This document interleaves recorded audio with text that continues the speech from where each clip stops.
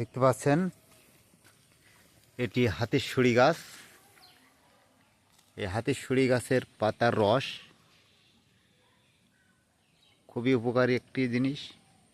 যাদের চোখ ওঠে, যাদের চোখে ছানি পড়েছে এবং যাদের চোখে জ্বলাপোড়া করে, তারা প্রতিদিন দিনে একবার করে এই পাতার রস এক ফোঁটা চোখে দিবেন। কিন্তু একটু জ্বলাপোড়া করবে, কিন্তু অবশ্যই ভালো হবে। আর এই গাছের শিয়াড় আপনারা কি করবেন, যাদের লিঙ্গ খাড়া হয় না, তারা এই গাছের শিয়াড় আপনারা নিয়মিত প্রতিদিন চিবিয়ে খাবেন। গাছটা তোলো তো, এক টানে তোলো, শিয়াড় তুলে দেখেই দেয় দর্শকদের।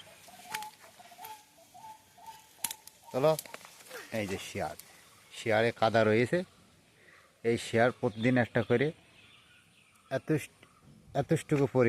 এতটুকু পরিমাণ করে কেটে আপনারা খাবেন, নিয়মিত খাবেন, ইনশাল্লাহ কাজ হবে। আর যেটা বললাম চোখের বিষয়টা, এটাও অত্যন্ত কার্যকরী একটা ওষুধ। এই গাছটার নাম হলে হাতিরশুঁড়ি গাছ।